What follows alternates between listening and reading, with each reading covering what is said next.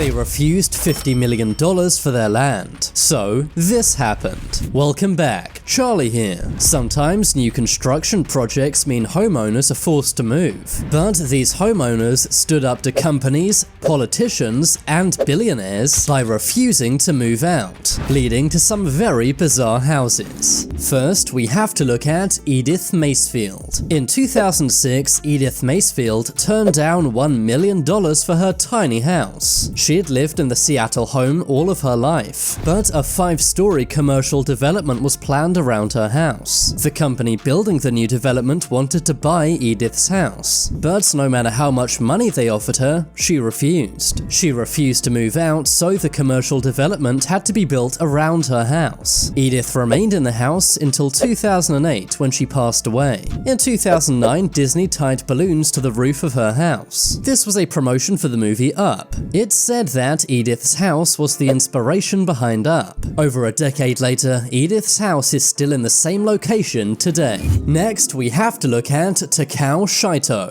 In 1978, Narita Airport opened in Tokyo, Japan. The large airport was very controversial. That's because many farmers had their land surrounding the airport. Narita Airport only had one runway until 2002, but over the years, they bought all of the farmers' land around the airport, allowing them to finally expand. But one farmer named Tako Chaito refused to move out. No matter how much money they offered him, he said no. Tako accesses his farm using underground tunnels, but it must be insanely noisy living and working on an airport runway. Now let's look at Vera Koking.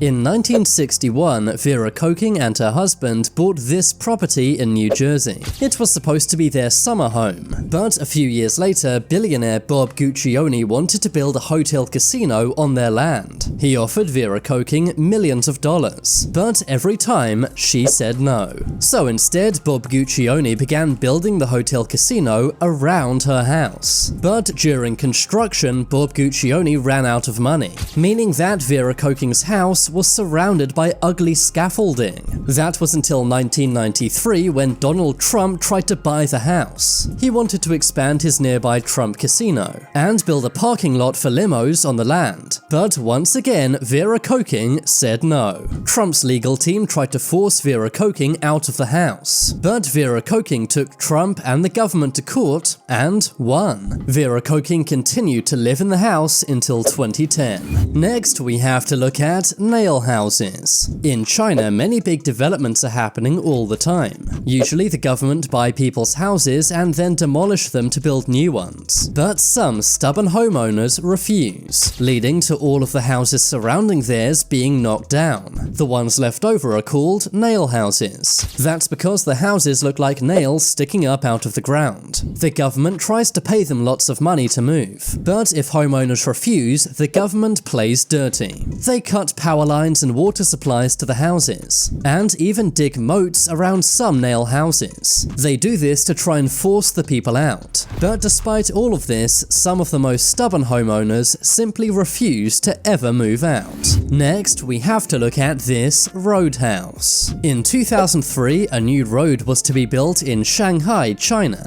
The government paid all of the residents to move out and demolished their houses, except the house belonging to one man named Mr. Shu. Mr. Shu didn't think the government was offering him enough money, so in response, the government simply built the road around his house. The traffic was incredibly loud for Mr. Shu, but despite that, he never sold out, and lived in the house until he passed away. Next, we have to look at Zhang Meiju. This house in Ruian, China belongs to Zhang Meiju. In 2013, a business plaza was supposed to be built on her land. The government offered her money to move, but Zhang thought they weren't offering enough. She'd only been living in the house for 1 year, but refused to move out. The government cut her electricity and water to make her move, but Zhang still stayed put. At some point, it even got dangerous. Many believed that Zhang's house may topple over and collapse, but none of that was enough to make Zhang move, and the nail house is still there to this day.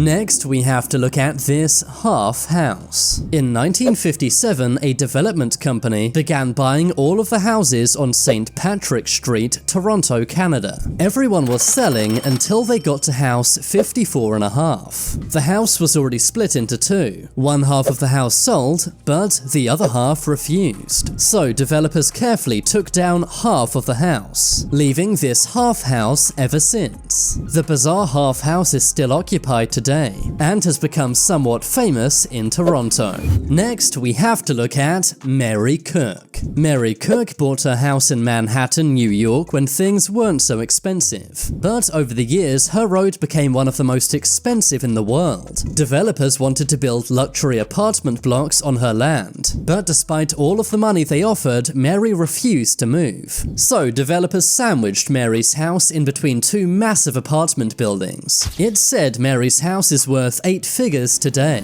Now we have to look at this road hut. In 2015, a new road and apartments were to be built in Nanning, China. The owner had a very modest, tiny house, but refused to sell for any amount. So they simply built the new road and development around the house. Cars have to drive on the pavement to get around it. The tiny nail house still remains there to this day. Moving on, let's look at George Salem. In 2015, a development company bought the land around the Thirsty Beaver bar in North Carolina. They tried to buy the bar too, but the bar's owner, George Salem, refused to move out. The Thirsty Beaver had been in George's family for generations, and he wasn't going to give it up that easily. So the construction company simply had to build around the bar. It may look kind of weird, but at least the bar has lots of customers nearby now. Moving on, we have to look at the Wu family. The Wu family had been living in their house in Chongqing, China for 3 generations. So when the government tried to get them to sell, they refused. A massive shopping mall was supposed to be built on their land. So to try and get the Wu family out, the developers excavated a 30-foot deep pit around their house. But the defiant family refused to move out, even flying a Chinese flag on top of their house. Yang Wu, the homeowner, is a martial arts champion, and even carved out a stairway to the house using nunchucks, and threatened to use his nunchucks on anyone trying to evict his family.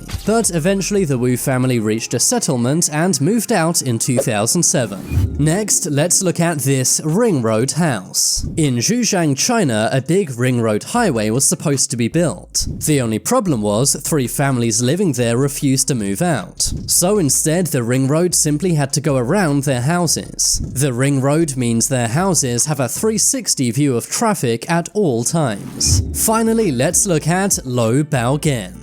Lo Baogen was a duck farmer from China. He invested his life savings into his dream home. But just 1 year after he moved in, officials told him he had to move out. That's because a large highway was to be built where his house stood. He spent around $120,000 on the house, but the Chinese government only offered him around $40,000. So in response, he refused to move. But the government went ahead with the road anyway. Eventually, the government offered him more money, but he still refused, which is why Lo Baogen now lives in the middle of a highway. But now it's time for you to make your voice heard. Comment down below which of these homeowners was the most stubborn. If you want to see my short videos, check out my second channel. I've been Charlie, thanks for watching. Leave a like if you enjoyed, and if you haven't already, then what are you waiting for? Subscribe to Top 10s.